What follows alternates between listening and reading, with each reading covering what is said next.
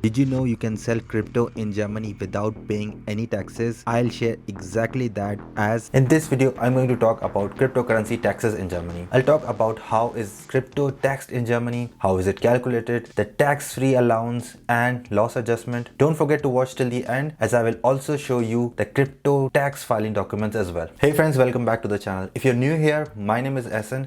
I'm a researcher based in Germany, and on this channel we explore the strategies and tools that can help us achieve financial freedom. Talking about taxes is always complicated, and when it comes to taxes on cryptocurrency, it becomes even complicated. But I will try to keep things as simple as possible. Alright, firstly, crypto taxes in Germany are based on the income tax law, and the taxes are cut on your tax rate. So it can be up to 45% of your profits. So how exactly can you calculate the profits? To do that, simply take your selling price and subtract your buying price, and also subtract any exchange fees that took place during both buying and selling processes. For example, you bought 100 euros worth of Bitcoin and the exchange fee was 1 euro, along with the credit card fee if you bought using a credit card. So you sold it at 120 euros, but there was again 1 euro transaction fee for selling. So here your profit would be 120 euros minus 1 minus 100 and again minus 1, which would be 18 euros. Now the tax would be applicable on this 18 euros. This was pretty simple,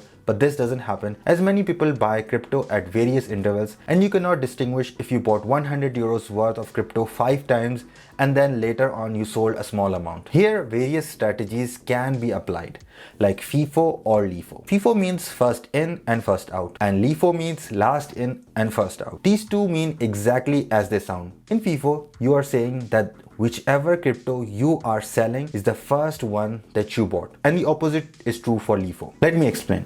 If you bought 100 euros worth of Bitcoin at 3 different intervals, now that 300 euros worth of Bitcoin has now increased in value. So when you sell 100 euros worth from this new amount, you can say that you are selling this amount from the first Bitcoin order or the last one. In many cases, FIFO is the preferred method because of the long-term tax rate on crypto. That is, if you hold a cryptocurrency for more than a year and then sell it, the profit on it is going to be tax-free. Now going back to our example, if one of our orders is less than 12 months, we can always say that we are selling that 1-year-old crypto, thus making it tax-free. You can obviously decide to use LIFO. Maybe all your buying orders are less than 1 year old and the newer crypto is on a higher cost basis, meaning that less taxes would apply on that. One thing you can do here is that you can have separate exchanges for your long-term and your short-term trades. Okay, now you know how much taxes you need to pay, but selling cryptocurrency isn't the only time where taxes are applicable. Taxes are applicable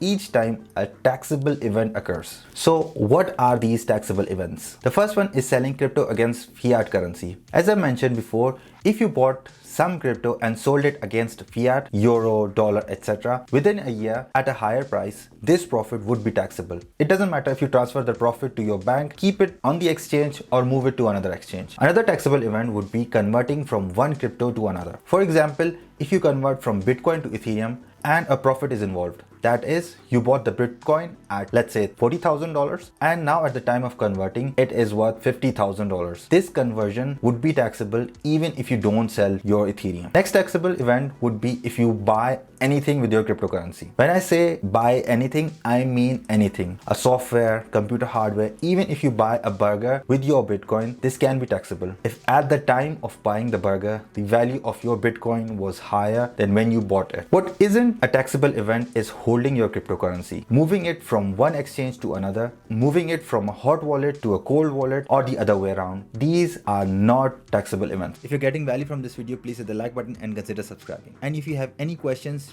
please write them down in the comments below. And remember, there are no stupid questions, so please don't hesitate to ask them in the comments below. Next comes staking. Putting your crypto into staking is not a taxable event. Earning staking rewards might or might not be considered as taxable, as there's a lot of debate going on this topic. Depending on your tax officer, they can either consider it taxable or not. You can argue that selling the staking rewards is not taxable as no buying took place, but as I said, that depends on your case officer. Moving your crypto from one staking provider to another is not taxable. When it comes to selling the original crypto that was staked, the problem arises that this crypto was used to create income, that is the staking reward. Thus, here the selling of the crypto would be tax-free after 10 years and not the first year. But that again depends on the tax officer handling your case. However, many do argue that the 1 year period would not be applicable here, so be careful when you do decide to stake your crypto. For airdrops, the more you work for getting the airdrop, the more the chances of arguments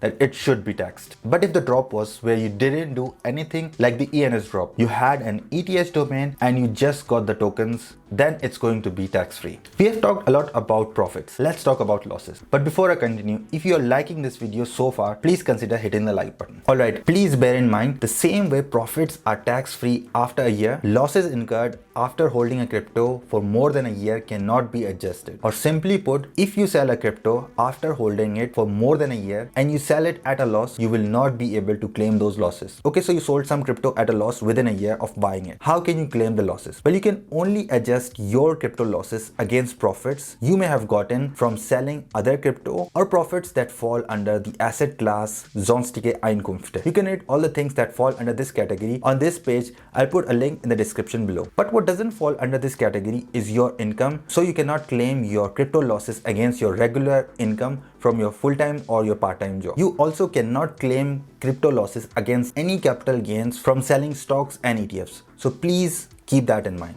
Let's talk about tax filing. Tax filing is the final amount you put in the tax return. Let's look at the tax return document where we can put our crypto details. So this document is called the Anlage SO. Almost at the bottom of this document in number 42 is where we can place all our cryptocurrencies. For example, Bitcoin, Ethereum, XRP, etc. As you can see in this official document, we don't have many options. We just have one line to put all of our crypto details. In number 43, we can put the dates on which we started buying the cryptocurrency and when we sold our assets. Now this can be confusing as you may have bought and sold various cryptocurrencies at many different time intervals. So here tax reporting comes into play. What tax reporting means is that you report everything. As there is no official format for this, you can use an Excel file or whatever you find easy to do. But in this reporting file, you need to put each and every detail about your transactions, like when you bought a specific cryptocurrency, at which rate, and if you sold it, how much profit you got. You can use the method I explained earlier in the video. Repeat this for each and every crypto you bought in the year you are filing for. Using that file, you can select the earliest buying date and the latest selling date and put them into number 43. In number 44, you put in the sum of all of the selling prices of all of your transactions from your reporting file. In 45, you put the sum of the buying prices of all of the transactions, and in 46 you put in the additional costs like exchange fees, etc. And in 47 you put in your profit by subtracting 45 and 46 from 44. Obviously this is very complicated. Many softwares help you make the tax reporting file, and if you use an app like WunderTax, you can have an easier time filing for your crypto tax. I have discussed the tax filing process using WunderTax app in a separate video. Sometimes the tax office even asks for how you came up with the value in the columns 44 to 47. Here the tax reporting file would come in handy, as you can simply send this file to the tax office as your proof. You can even send this reporting file along with your tax return if you want to be on the safer side. One thing I should mention is that tax offices are way behind right now, and many people believe that they can get away with not reporting their gains, as they might think their trades were never brought to a bank account, or maybe they did all of their trades on a decentralized exchange, so they cannot be tracked. But remember, the tax office can always ask for proof for your filing up to 10 years in the past, and they are actively developing new technologies which can help them track things in the future. In the past, Coinbase gave a lot of data to the IRS, and there is tax treaty between the US and the German government, so they do share information with one another. There is KYC, banks also have some money laundering checks, so there are always ways for the government to know what you are doing. If you get into the tax fraud department of the government, things can get very uncomfortable very quickly. Just remember, even Al Capone, who was one of the biggest gangsters in the Prohibition era, was caught by the IRS on tax fraud. As Benjamin Franklin said, in this world, nothing can be said to be certain except death and taxes. So please be careful. Click here if you want to know how to make a decentralized website, and here if you want to increase your income in Germany. Thanks for watching, bleib gesund, and I'll see you in this video.